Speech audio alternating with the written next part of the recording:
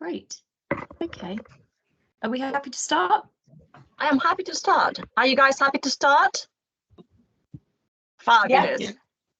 First things first, welcome all to this kind of brief, but what I think is very important session. You're going to get a little bit of an insight of what coaching is. And I have to ask this to start with. Has any of you had coaching or before at all, or you've been in contact with any kind of coaching? Yes. Thank you, Helen. And anybody that this is like something absolutely new for them?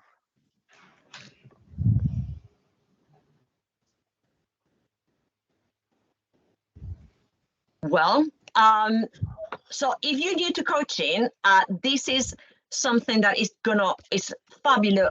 Sorry, I can see things in the chat, but I have like 4 screens open at the minute. So, okay, so Lottie had some training about 5 years ago. So, but training for yourself, have you coached at all, Lottie?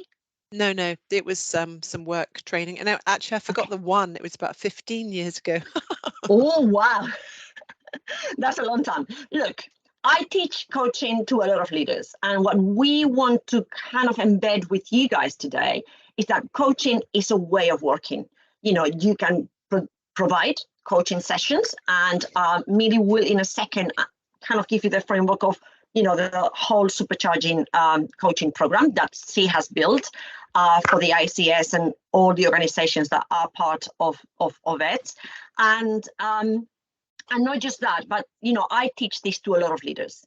This is a tool that you can use to empower, develop, delegate. It's such a fantastic tool. So all the leaders I work with on the site, I always teach them and share with them a coaching model that you guys are going to have a lot of tools by the end of the session today. And I just invite you to have a little bit of fun with it. Okay. I'm going to start with this. Coaching is a way of communicating. And what it's going to be telling us to do is to listen more and ask more questions. Okay. One of the frameworks I would say, we have 2 ears and 1 mouth. Okay. We should be in any communication process, listen twice as much as we speak.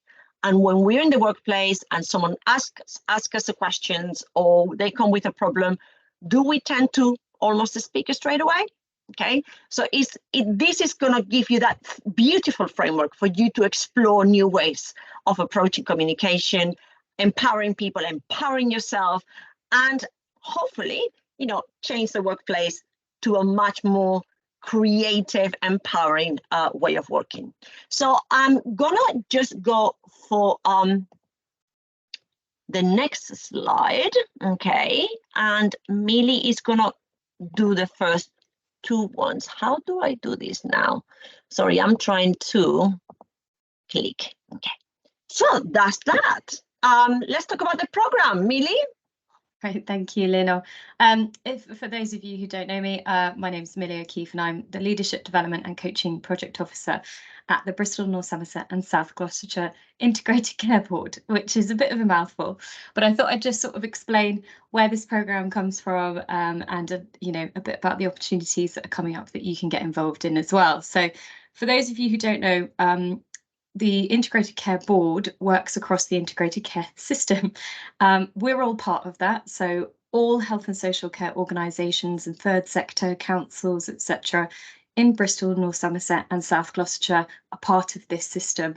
And they've been set up right across England. So we're one of 42. The aim is to work together better for better outcomes for our population, more integrated care. And in our integrated care system, we want to move towards a coaching culture.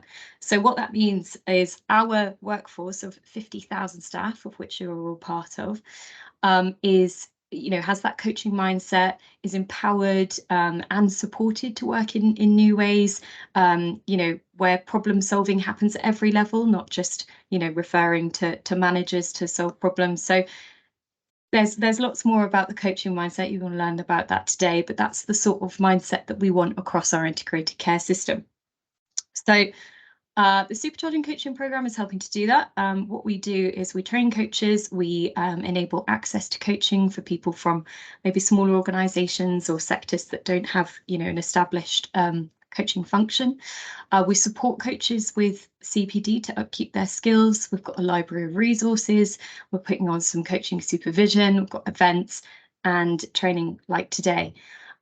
Part of the big part of Supercharging coaching program is building that infrastructure, so a really sustainable infrastructure for coaches, linking together the work of each organisation, and making sure that coaching is accessible for every one of the 50,000 staff right across the integrated care system. So today you'll hear all about the basics, the foundation of coaching. After the session, you will get an email from me which will have a toolkit in it, and that will include the tools that you learn about today, a reminder of the coaching mindset, some extra resources in there, so hopefully that's helpful for you. And just a reminder that after today, so you could probably refer to yourself as an informal coach. I'm not a coach, but I certainly refer to myself as an informal coach because I've embraced that coaching mindset. So just to embrace, have an open mind, get stuck into learning today, and afterwards, you'll get some information from me about signposting to information how you can train as a formal coach, more resources, and the toolkit. So I'll hand you back over to Leonor, but enjoy the session. Thank you so much, Millie. And I always say this, obviously I did become a coach eventually, but as Millie says, is a mindset. I was lucky enough to work with two of my bosses were the best coaches ever. None of them had a coaching qualification, okay? But what we want to understand is what coaching is. And there is loads of misunderstanding about what coaching is out there. First thing that we think is coaching for people right on top of the ladder, execs. Do I coach execs and people up there? I do. Is it the coaching that I enjoy the most? Actually, it's not, okay, because they're very set in their beliefs. So sometimes actually it's more challenging than empowering people at any level, okay? But what we want to understand is that coaching is a conversation, okay? It's a conversation in which we create an environment in which the person we're talking to, we believe, have the answers for whatever questions they have, okay? And we there just to guide and support, okay? So a lot of, I've lost clients and I've lost contracts because they, some organizations, they get you there and they say, we want answers. I do not provide answers. You are not there. In the coaching mindset, you're not there to provide the answers. That does not mean that in certain circumstances, we need to provide certain answers, and that's okay. You will have to learn, which environments you can tap into a coaching mindset or not. But isn't believing that a person that we have in front of us have the ability, the strength, and the knowledge, okay, for them to bring those solutions on the board, okay. Always find, okay, and I'm going to share a little bit about my my first coaching session, and it was not a formal coaching session. It was one of those bosses that I've mentioned about, in which I was really stressed. I had got a new job, I had got a promotion, I had loads on, I had 2 new members of the team. I had never managed in that organization before, so it was quite overwhelming. And I had my one-to-one, and I went to my then boss, and I said, Patty, I've got all of these. What do you want me to do? And instead of telling me, he started throwing questions at me. And I hated it, okay? Because I wanted him to tell me the answer so I didn't have to think about it, okay? So always find that this is going to be a journey for you, okay? We are going to be there supporting people, through challenges, changes, and for them to achieve certain goals. But instead of telling them how to do it, we're going to trust that they can do it. That will mean that in some cases, we will, as I said, have to choose if we're coaching or not. I always say, I use coach as an advisory tool for delegation. If it's something that is really important and is vital and there is really, serious consequences if we don't act now. Coaching might not be in that instance the best approach. But when you have a project, next week or in 2 weeks' time, and someone comes with questions, it's about you to create that conversation in which you tap into their own creativity and their own knowledge. Okay. So that is a little bit of what coaching is. It's not about telling people what to do, but trusting that they have the answer to do themselves. We have to be mindful that coaching is not therapy, is not counseling, and is not mentoring. And I'm going to ask here, because maybe some of you have some counseling background in here in the room. Do we have any counselors or anybody with counseling background or knowledge?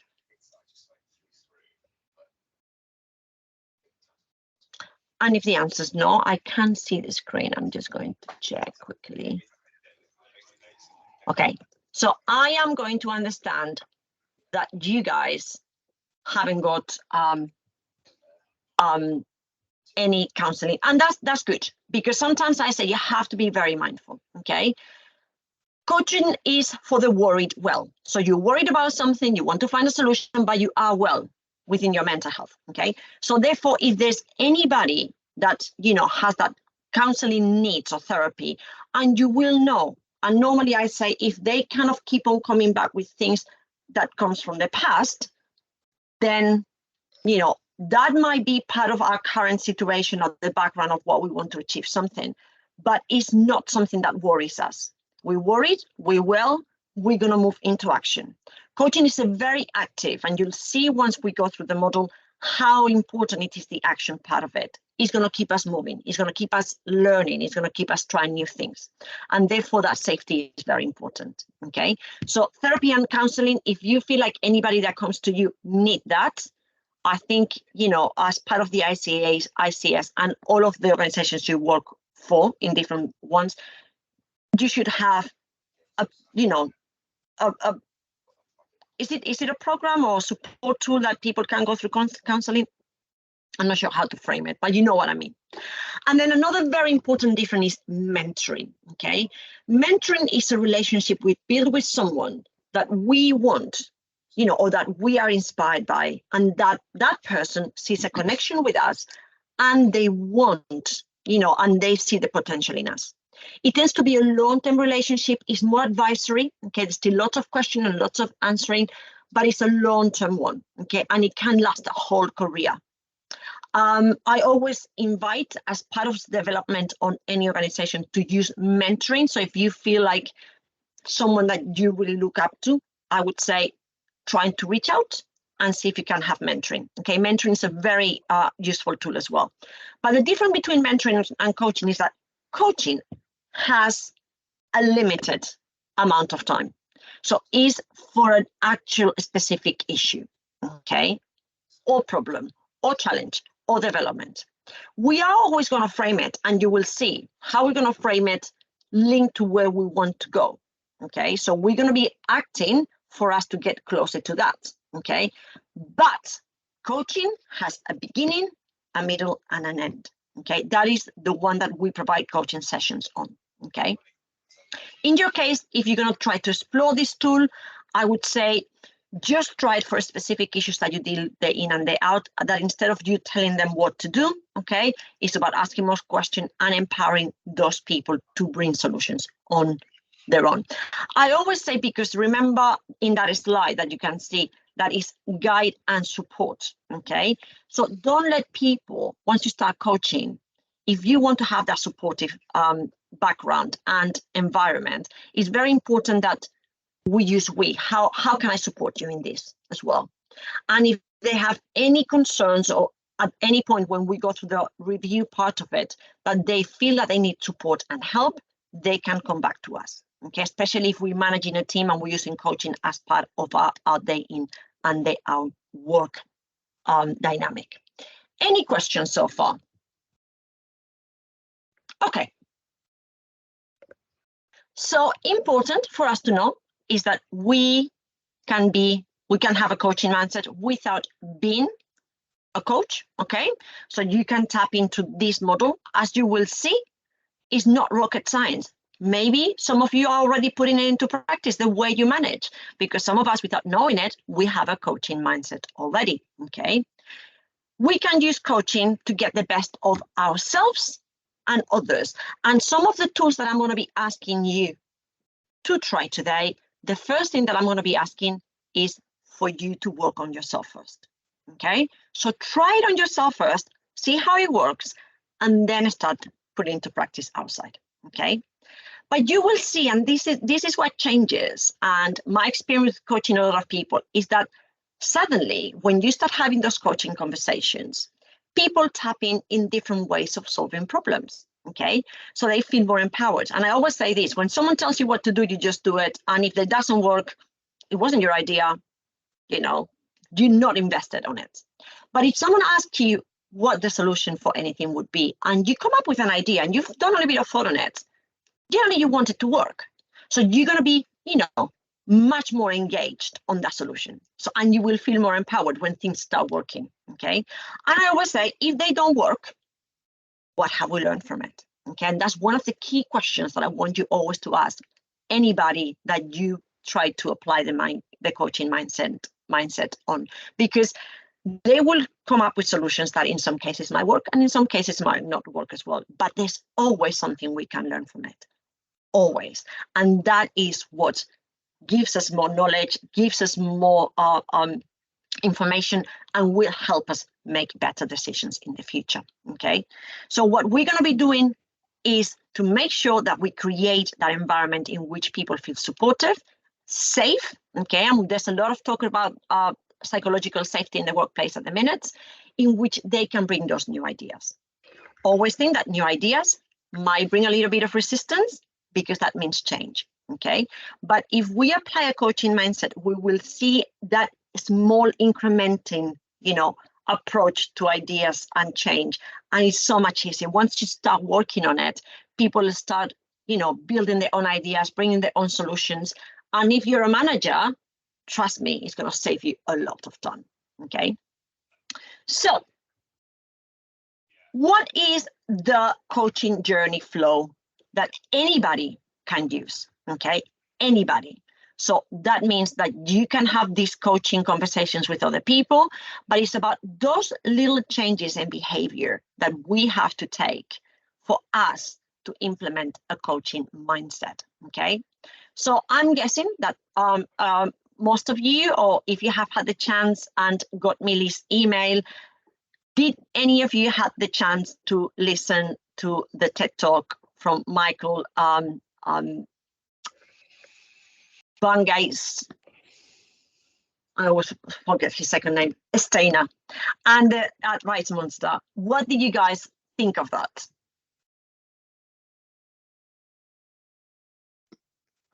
I quite liked it. It did make me think about how we often do just jump in with solutions. Yeah, and we all do it still to date. I'm coaching and I'm quite an experienced coach. And sometimes if the situation is really kind of reminded me of something that I've gone through, I have to stop myself. Because my go-to is like, I've been here before. I can tell you what to do, okay? It works wonders for me. But what we have to trust, and I always say this, okay, is that some of the most rewarding sessions that I have had is when I have bit my tongue, okay? And one of my clients have come with a solution that for me would be like out of questions. I would like, oh my God, he's gonna just fail. He's gonna learn a lot. And, you know, let's see when we come back in the next session. And you know who learned a lot? Me. Instead of, so I made assumptions and I thought that they were choosing the wrong, you know, solution for them or action. They rocked it. And then it was me who thought, you know what, actually, I've learned a lot from here. Because if I had intervened and given them my advice and my, you know, way of approaching it, they wouldn't have learned anything. And they've learned, it's worked for them, and I've learned as well. Okay. So, yeah. I don't know which kind of advice monster you have. I'm a control one. Remember, we have the tell it, the save it, And, and if we work in a caring, and integrated care system, we're caring for people at different levels in the jobs that we do, and we want to make and provide people help, we will have quite a developed advice monster. Okay, so asking more questions. How comfortable do you guys feel with asking more questions?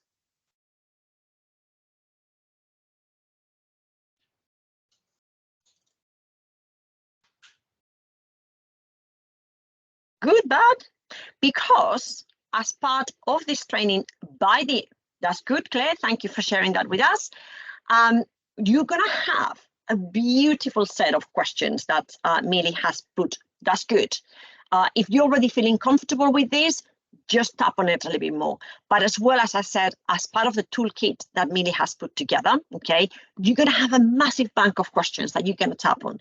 I will invite you to reread them every so often, because even I do that myself. As a coach, sometimes I read them through because you get comfy with some of them and not others, okay? That sense of curiosity.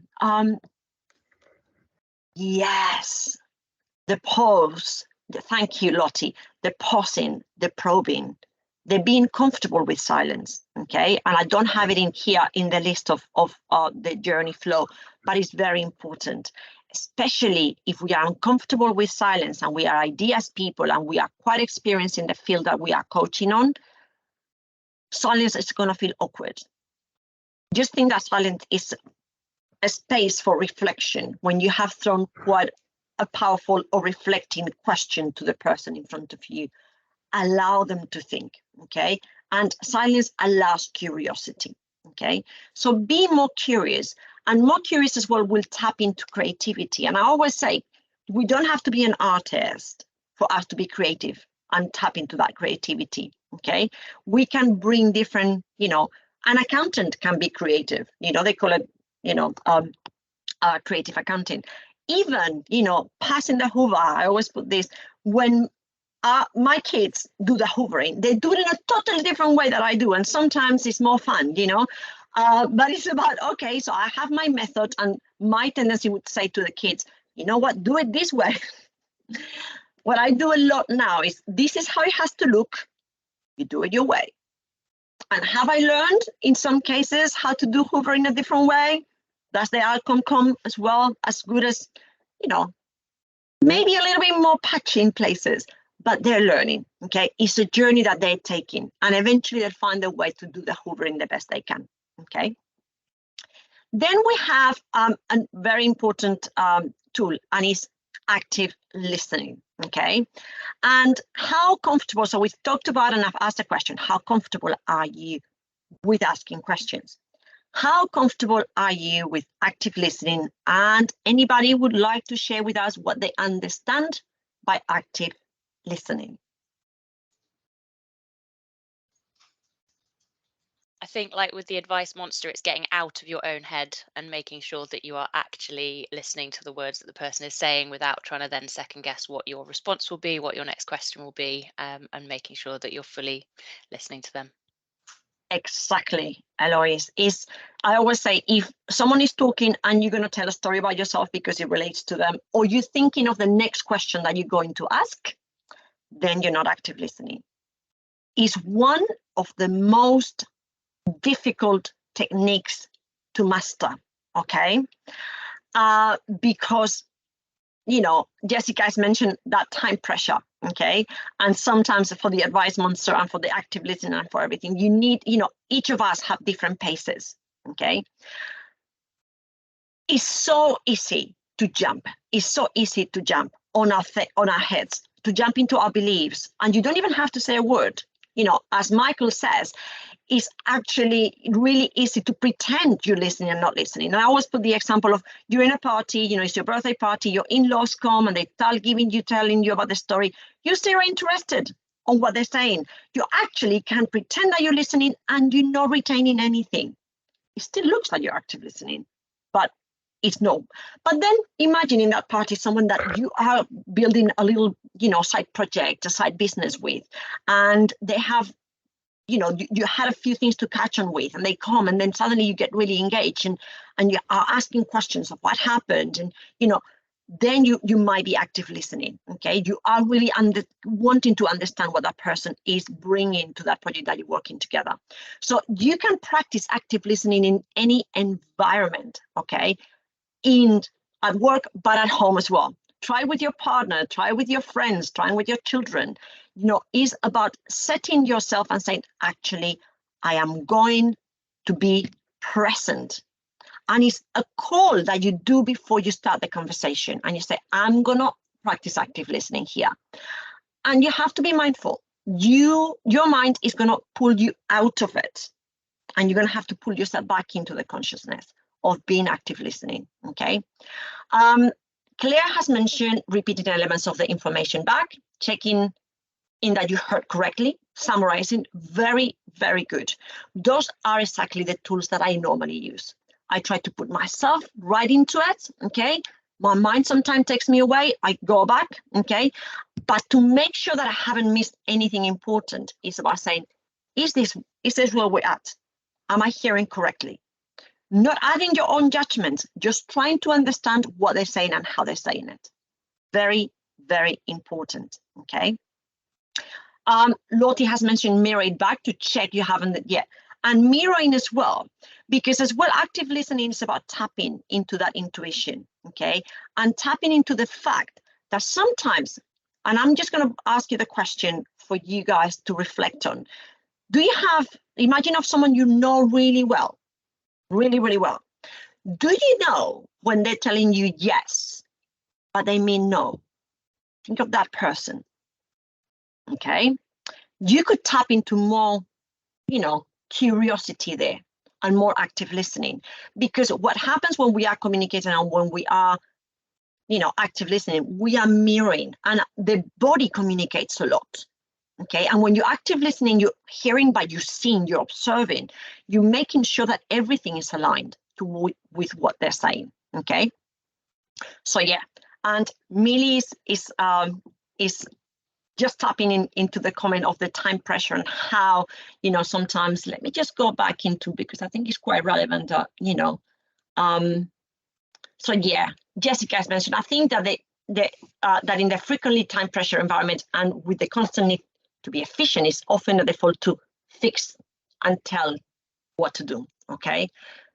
And yeah, it's a short-term fix, because what happens is that people don't feel empowered, okay? And therefore they will come back to you instead of them being empowered enough. So it's going to be a lot about establishing those outcomes and having the clarity of outcomes. And we'll see in the Oscar model in a minute, how we can do that, okay? So Jessica, we're all guilty of that. I still sometimes do it with my children, okay? So we're going to tap right now into an exercise on active listening, okay? And it's a very simple exercise. I don't want you guys to do anything, quite weird. I just want, we're going to put, and I'm not sure if we're going to have, it's going to be in pairs, okay? So what we're going to be doing is getting into a breakout room. We're going to have around 9 minutes. And what we're going to be doing is one person is going to talk for 3 minutes about any subject they like. And then the other party are just going to listen. No questions, no nothing. So we have a person talking for 3 minutes. We have a person listening for 3 minutes. And whoever you are the ones, and we're going to swap. So you're going to be taking turns and you're going to be able to talk and listen as well. But I want you to use that consciousness of what active listening is, okay? And just be mindful of how your mind pops up, how you're trying to kind of create that report, how you're trying to really gather everything that person is saying to you guys, okay? And then we'll come back and just express and share a little bit of how the experience went for you. Is that okay? Yeah. Okay. Millie, you've got the power of the breakout rooms, so bring them on. Right. I'll open them now, and I'll Thank set the you. timer and send you some reminders as well. Okay. Thank you.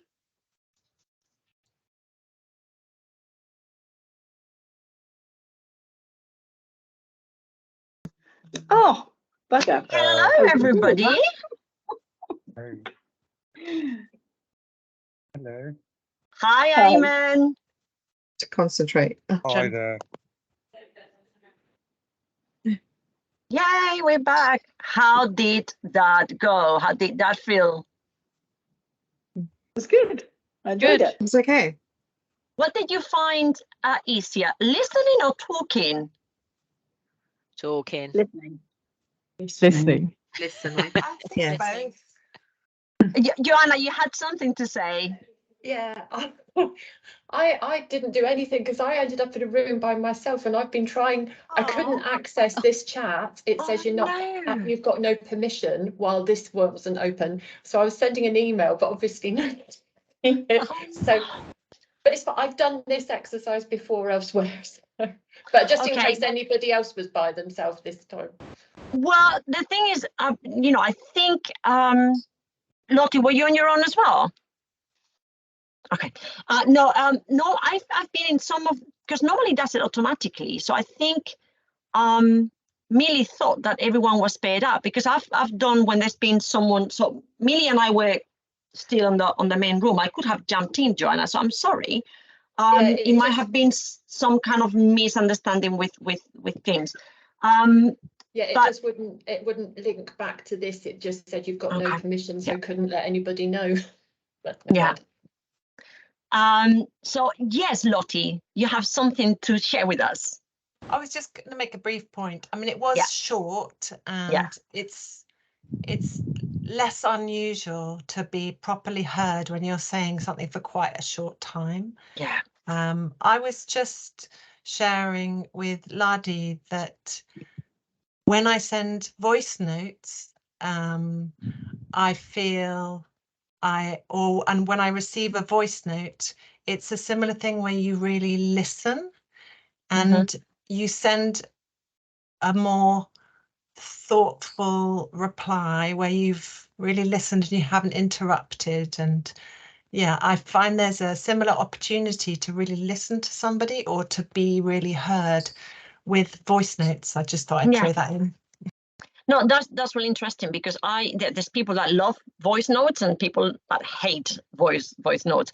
And I have friends that send me voice notes and then they listen to themselves and say, oh my God, I sound horrible. It's like, why are you listening to yourself?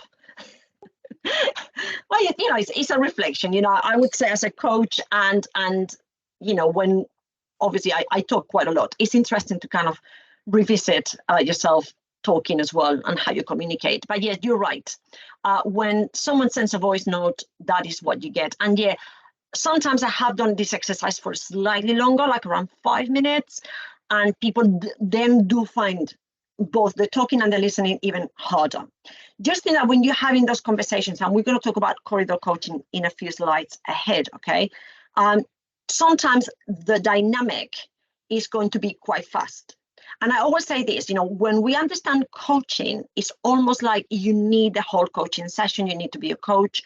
But sometimes you can do a very quick, coaching session in 10 minutes. Okay, so it doesn't have to take forever. When we're talking about that timing, that time pressure, the more you practice, the better you get. In fact, I always invite all my coaching delegates and everyone who's training for coaching, or anybody, once you start kind of getting the model in your head and some of the questions, use them in a party. Trust me, I go into a room and I can come out, I talk to 10 people and I will come out with 8 numbers. Okay, because I practice these techniques on people. And nowadays, we have these friends with us, okay? How many times you are having a conversation and something happens and the person that they're talking to you, they just keep on looking. Or you've done it yourself. I do it myself. My kids call me on it. The gift of giving 10, 15 minutes fully present with someone, asking questions, being really interested, active listening, people notice it, trust me, because we don't get it nowadays as much. So just, even if you think, this is a skill that you're learning, okay, with the ICAs and for work, these skills, you can use them everywhere, okay? So I invite you to explore it, okay? Jessica says that she found difficult to listen without adding comments and echoing similar experience. And don't call your name, don't call yourself Gobi. You know, I think we all do it. And this is how the human mind looks for connection. Okay. And sometimes we think that connection is about sharing, but sometimes it's not, it's just about being there. Okay. And the next 2 points that we have in the presentation, let me just go back. I'm still sharing, aren't I? Do you guys still see the presentation? Mm-hmm. Yeah. Yeah, fantastic. So the next step that is in there is the emotional intelligence. Okay, and I'm going to ask you guys something. Do you remember when we were at school and we got taught about our emotions?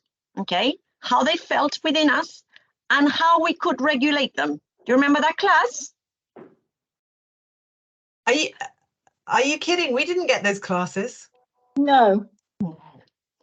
And we still, in a lot of schools, we don't do this. And I think for me, this is one of the things that this is the piece that I do what I do.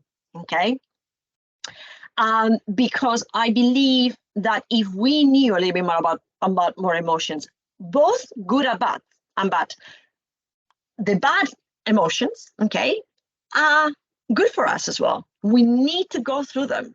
It's how we regulate them. And the thing is, we've been told not to have emotions in the workplace or not to have emotions at all. And if you have them, to keep them contained.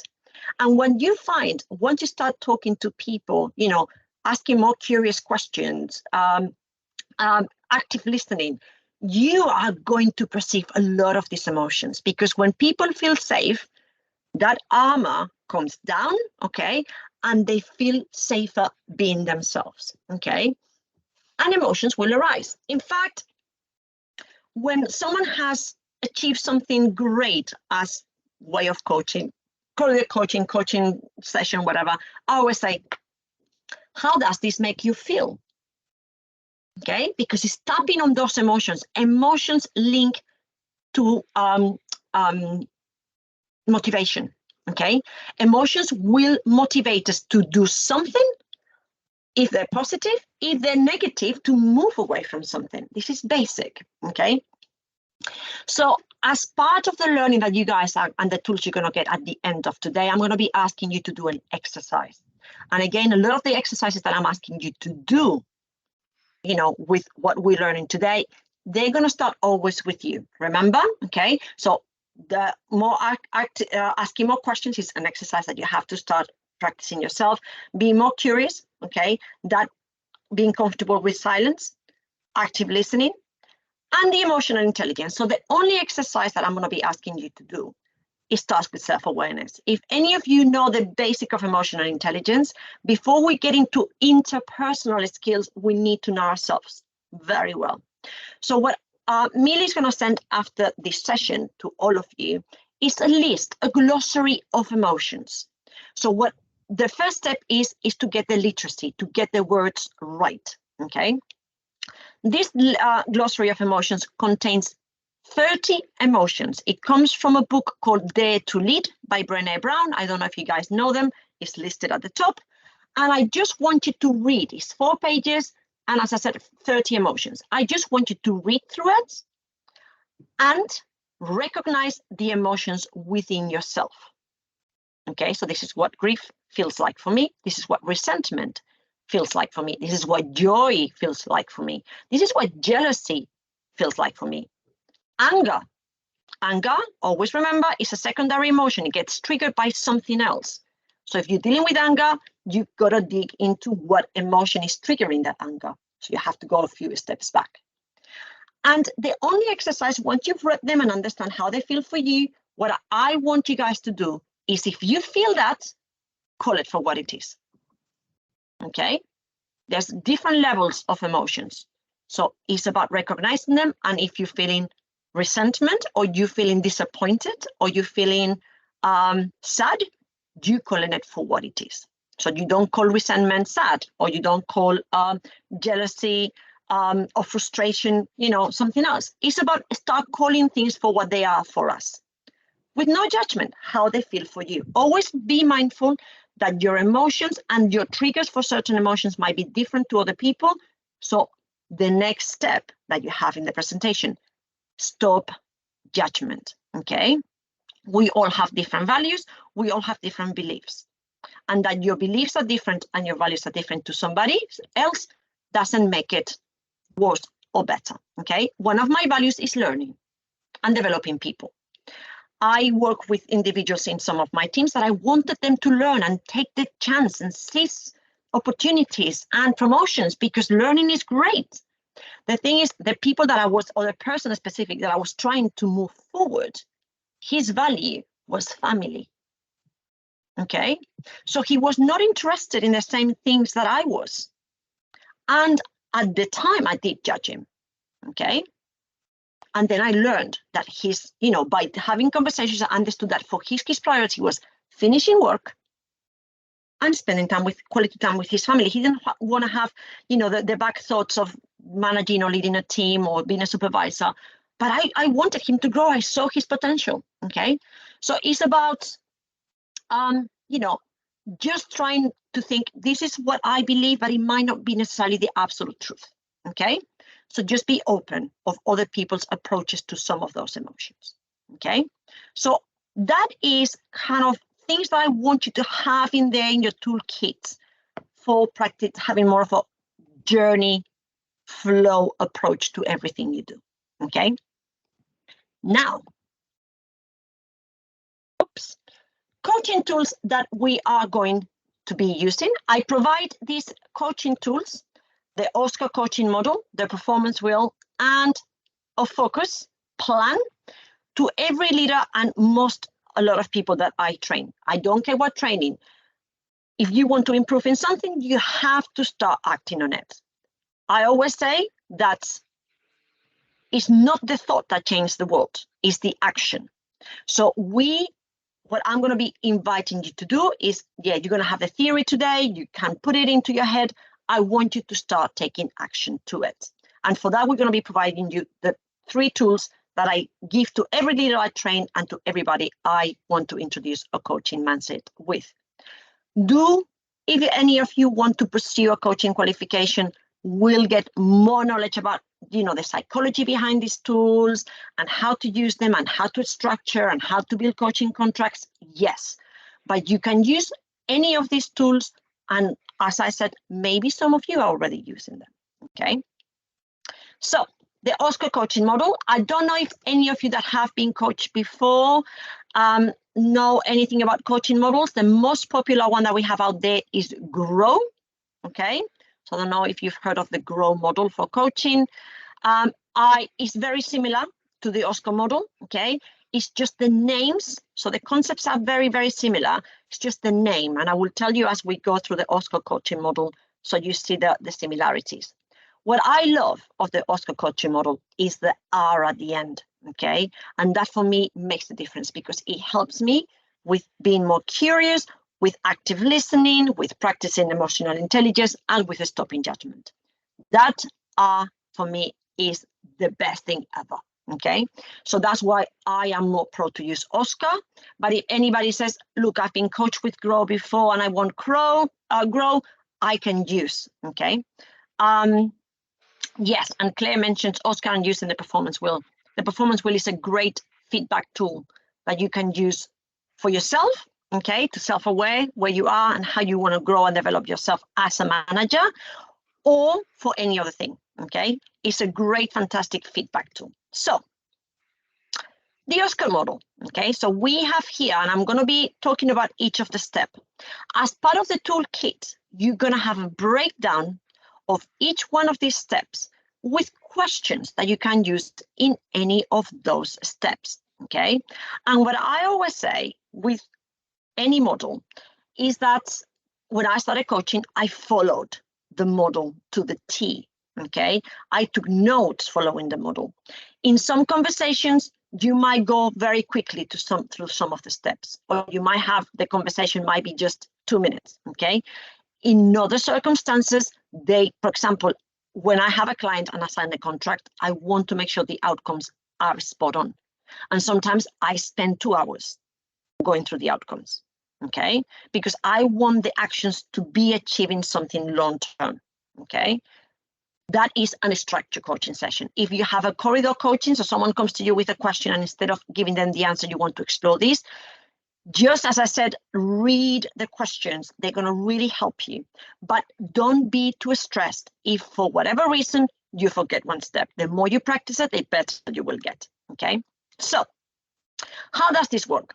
It's very simple. Okay. So the first step is the outcome.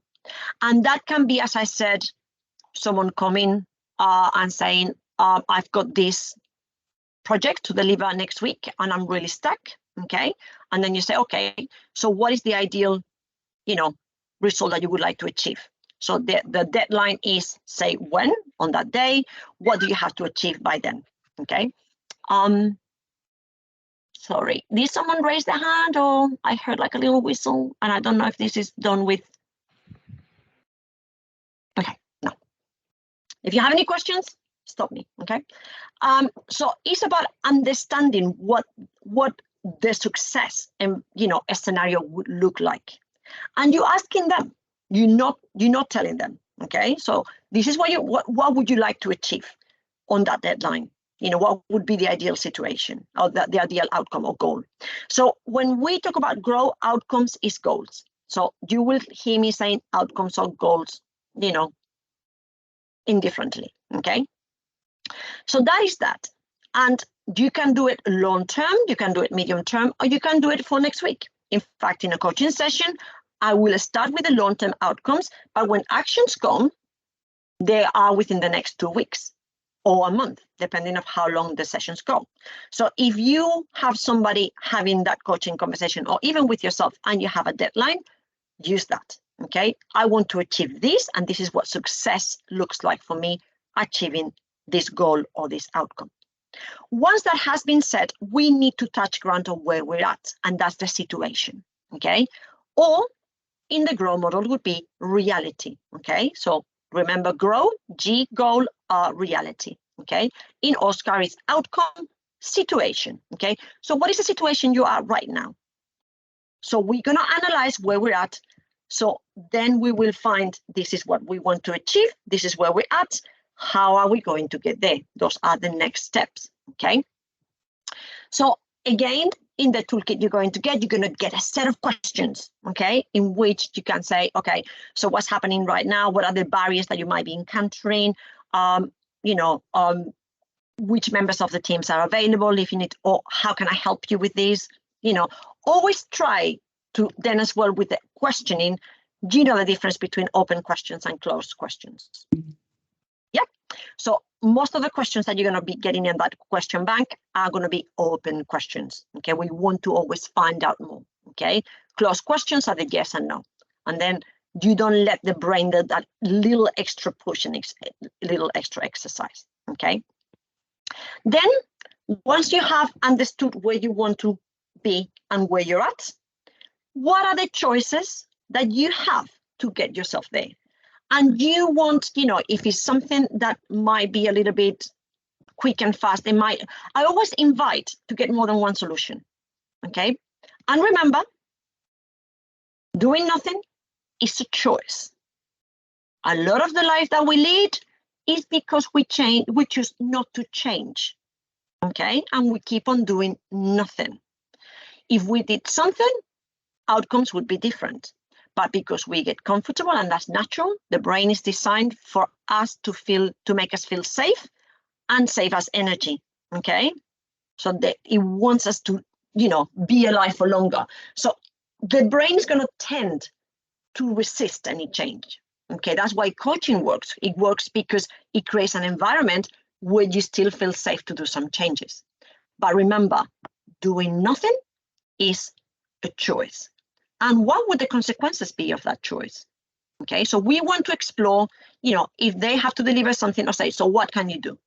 Well, at the minute, I have 2 other projects, and I have this new person that I need to train. And, with time-wise, you analyze the times, the agendas. I cannot feed. Okay, how can we help? Okay. Who can provide you some support in some of these areas? So it's about exploring, what different choices we have and what consequences do they have? And it's always, you know, you might not want to talk about consequences, pros and cons of each choice. It's a very practical exercise of way of approaching it. So what are the pros of this choice and what are the cons of this choice? Okay. So once we have explored that, and I find that a lot with a lot of people that I coach, the moment that a lot of people have time to establish the outcome and understanding the situation, they just needed the headspace to get clarity around that. The actions and choices just come clear to them. We are so busy that sometimes we don't have that space to think clearly. But if that's not the case, and sometimes, you know, I always invite, you know, when you go through choices and consequences, I always say, go wild. You know, just put some choices that you would never take. Let's explore. That's the area where you want to be creative. Then, okay, once you have that, then you start with the actions. Okay, so you make a choice out of that, and in some cases it will be just one, but it's about exploring. Okay, but once you have the choice, and in the case of GROW, GRO, is options.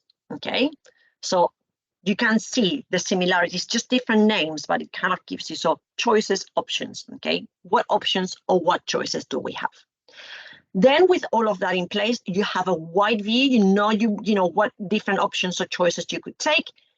You are going then to go into action. And I'm guessing you guys know what SMART actions are. Yep. So that is the kind of actions that we want to put into practice, either for ourselves or the person that we are going to be working or asking those questions with. SMART actions are not rocket science. We've all used them. I used to hate them, especially for my objectives at the end of the year.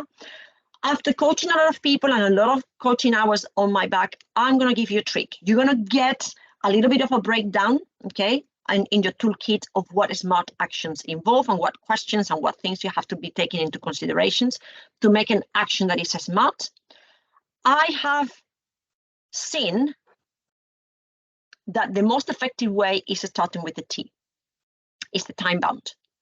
The set of actions are going to be looking very different depending on the time that you have to deliver it. Okay. What normally happens when I talk to somebody that I'm coaching or having an informal coaching session is when this needs to be done by. What is that time? If it's the next coaching session, it's the next coaching session. Sometimes it's like, oh no, I need a month to deliver this. So, okay, well, we want to explore it. You know, we will review and see, you know, how are you progressing with that action, okay, in our next session.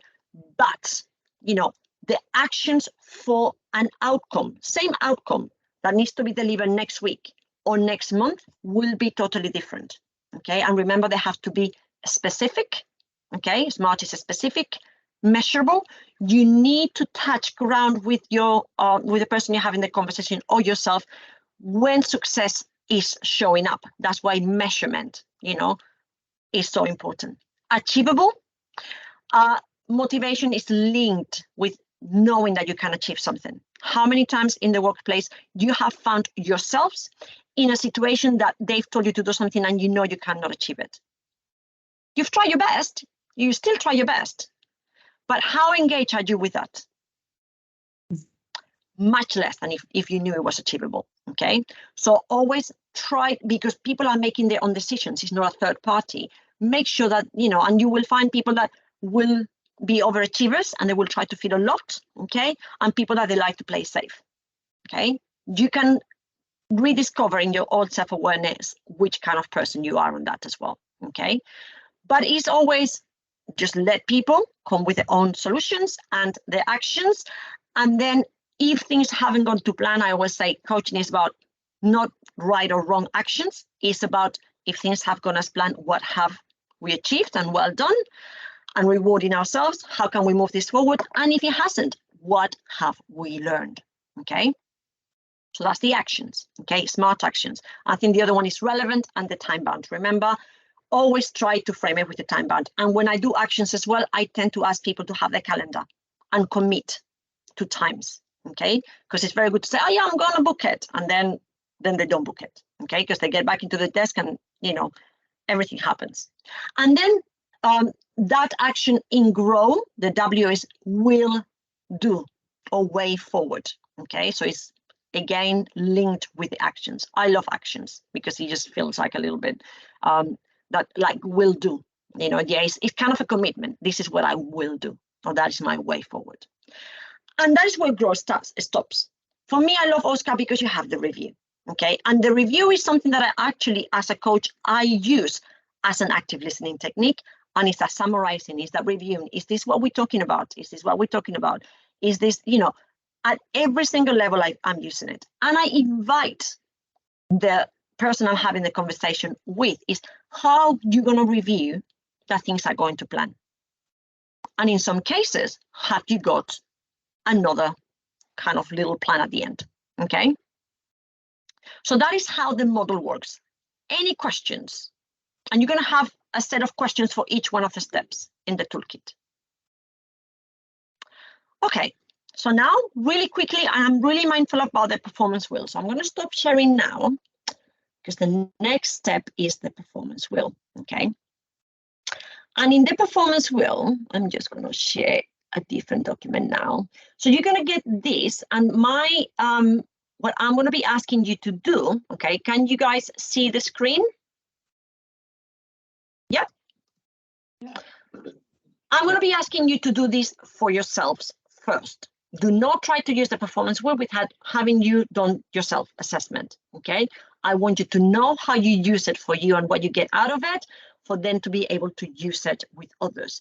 It's a very generalistic tool. As you can see in there, you have the coachee, that's going to be, you know, yourself, or, you know, the coachee, it can be the person that is doing the assessment.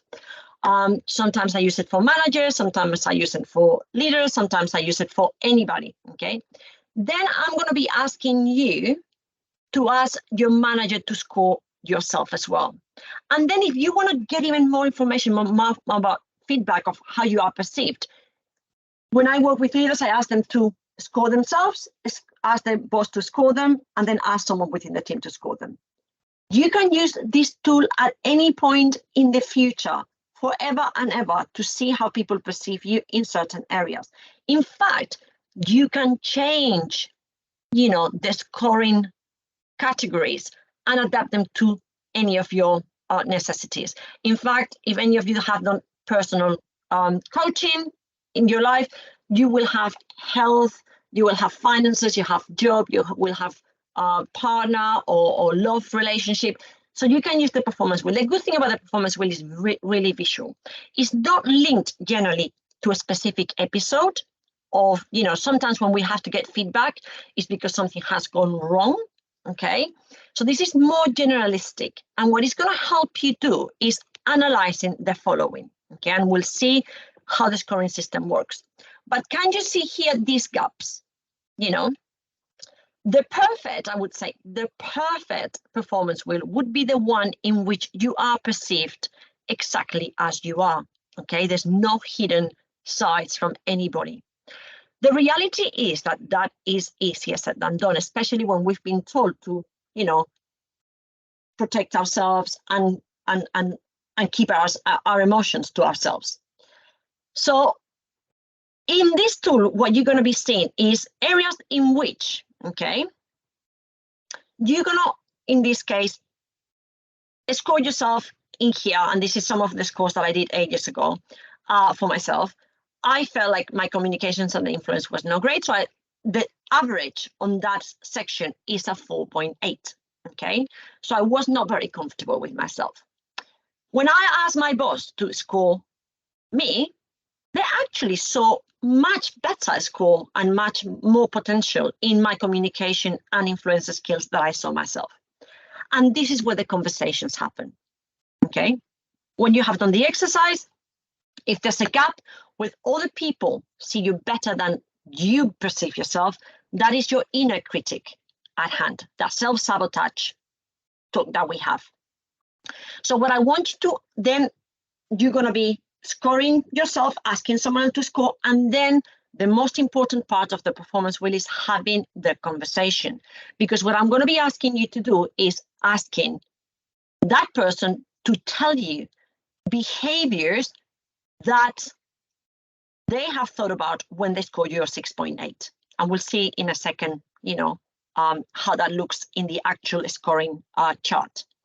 But the other area that I want you, and here you don't have those massive big gaps, okay? But in here, okay, is when actually we see ourselves better than other people perceive us, okay? So we are overconfident in certain areas. The gap here is not massive, but trust me, I've seen wheels in which someone thinks that their personal effectiveness is great, and the perception from other parties in the team is nothing of the such. And then you have to make sure that those things are aligned, because a lot of the conflict that we have in the workplace is because of unmatched expectations, okay? So understanding what is expected of us and if we are meeting those requirements is super important, okay? So this is a snapshot of where you're at today. I use this tool a lot to identify areas of development, okay? So in here, if you have both myself and my manager very aligned and is my lowest score, I would focus on that if that is something that I want to move forward with in the future, okay?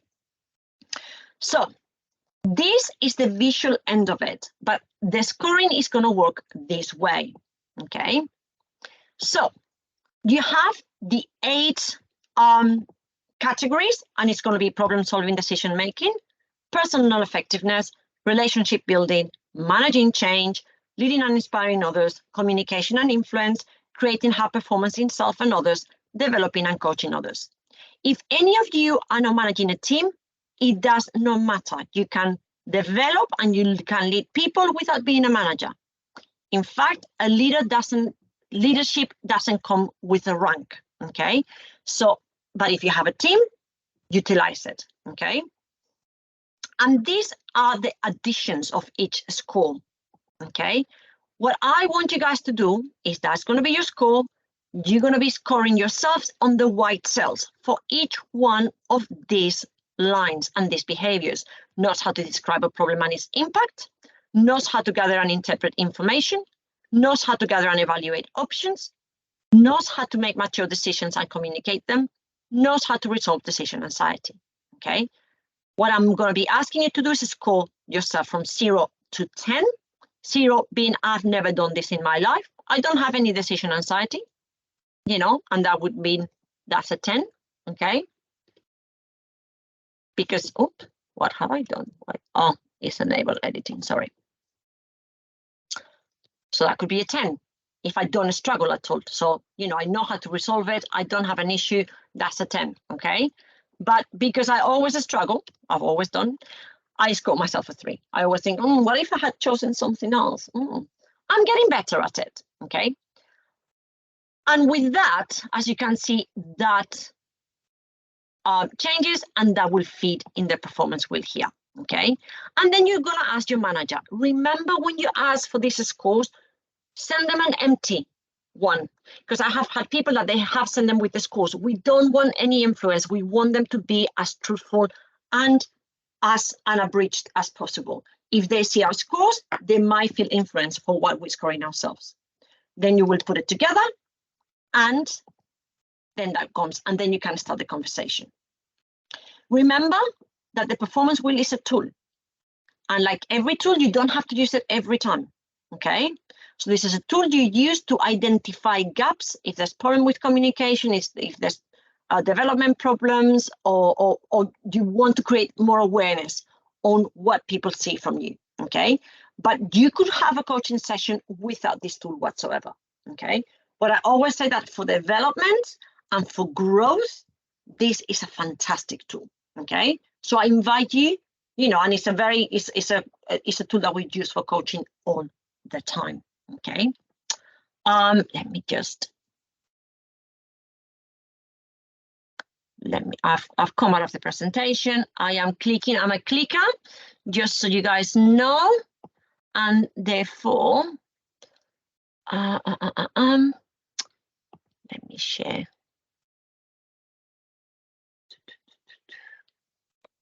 Window, sorry, I'm gonna go back to the presentation.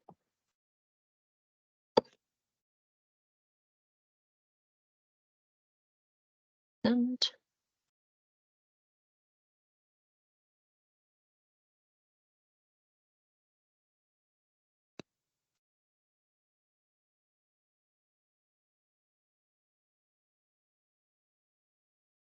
So that's what I'm going to be asking.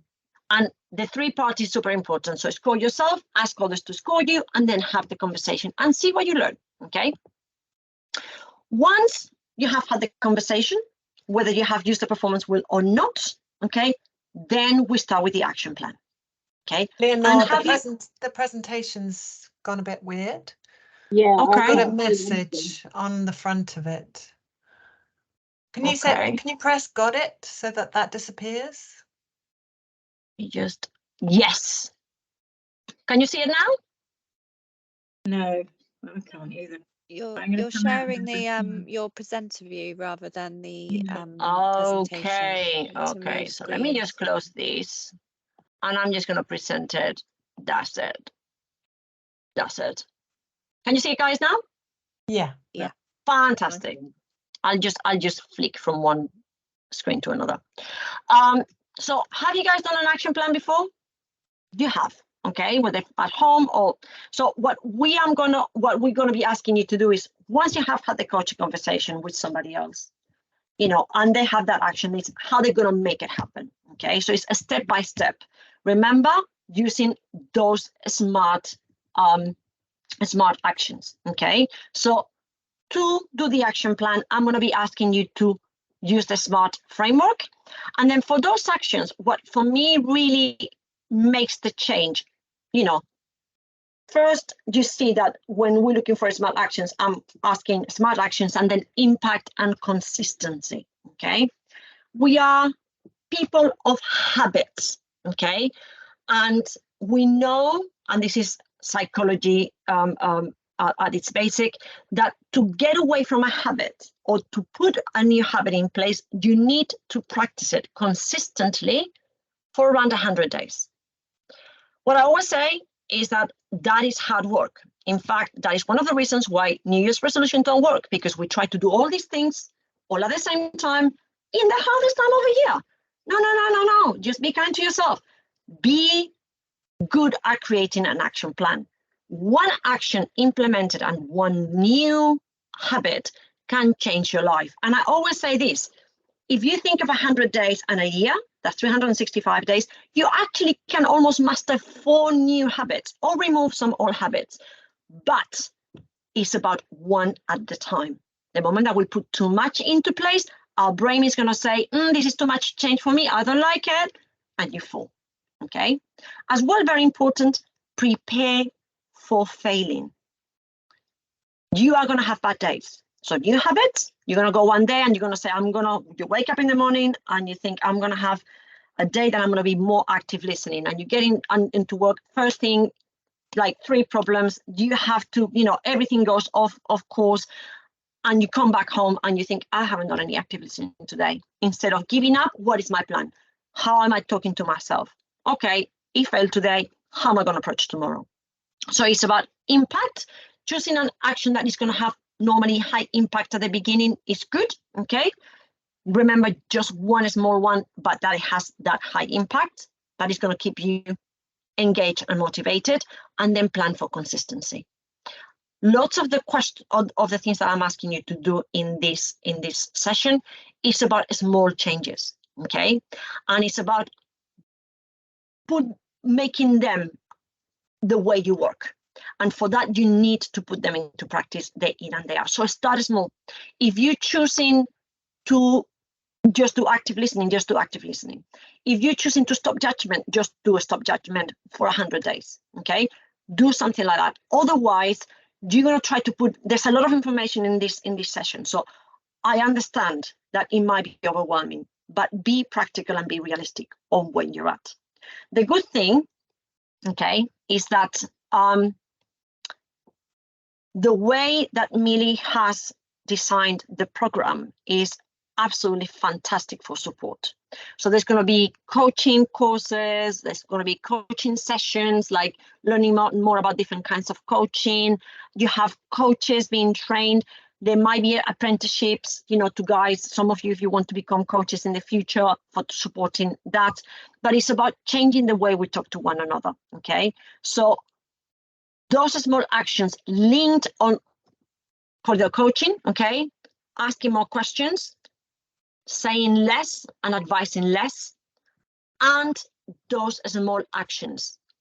Trust yourself and trust others to take their own actions with SMART goals. And with the tools that you have been provided today, you should have enough, maybe a little bit more confidence on tapping into that coaching culture that is the vision for the ICS. Okay. Any questions?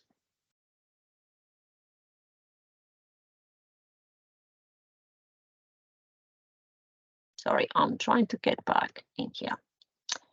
Any questions? Do you think I always ask this at the end of every session. Anything that kind of has caught your eye and you say, yeah, I would like to put this into practice from maybe not today, maybe tomorrow. Or something that you're doing already that has given you confidence, actually, I'm already doing some of this stuff. Yes, Lottie. Just to throw in that whenever I've tried, when I've remembered to do active listening, whether it's with children or friends, colleagues, it works so well. If only I could remember and shut up. And I love the idea of an action plan. I think that I haven't really thought about that in relation to this kind of sphere, so that's great. Thank you. It is really helpful. And as I said, start small. Even Lottie, a 15-minute a day active listening exercise is more than nothing. Yeah, and it will make. And the thing is, look, I have had to do a lot of this for my own coaching practice, and I had to do reflection, and I had to layer it, because when you think of active listening, when we go through the class, you go through the 6 levels, and you go through the mirroring techniques, and you go through summarizing and paraphrasing. So you use a lot of techniques. I normally have done one at a time, because when I try to do all of it together, my brain just didn't like it. So think small. Small is powerful, okay? And you guys are here because you're curious about these techniques. So just do it as fun. Don't be hard on yourself, Lottie. If you're saying it works so well, then just do it, okay? Even if it's 5 minutes, even if it's, at the end of the day. How many times, we have had a crappy day at work, and we get home and we show the worst of ourselves to our partners and friends and families. That is if you have had a day that has been hell at work, maybe just practice active listening at home for 10, 15 minutes. That's it. Okay. And that will show the best of you. Yes, Eamon. Thank you. I just wanted to add something that active listening is key, and it's quite hard. So I find that even more difficult than talking or speaking to someone, to just shift or convert from that mode of like talking to like Lottie said, shutting up, and then getting into the act of okay, I'm giving you all my senses, all my looking at you, my body language, just keeping myself calm. And yeah, I usually, and if I'm going into an active listening mode, I usually find myself more exhausted compared to talking mode. And the action plan is quite useful because it's a way of life, to be honest. It's not just it's not just coaching. It's just, in regards to everything, either it's family or career or coaching. It applies to everything. So thank you. Yeah, honestly, it's changed my life. It's changed my life. And I'm an ideas person. I am a control freak. But I have seen people's lives transformed and people's careers transformed by trusting them and them getting into trust themselves. Because at the end of the day, a coach, as we said in the first slide, I am not the expert. Okay, they are the expert. But yes, some of these are so hard to put into practice. Be kind to yourself. Think that if one day you haven't mastered, that's fine. Something that, for example, helped me a lot, because obviously when you're doing a whole coaching session, and sometimes, you normally plan for an hour, hour and a half, imagine trying to be active listening constantly and stop judgment and all that stuff is layered. What really helped me, and I say this, I don't know if any of you have tried meditation and mindfulness.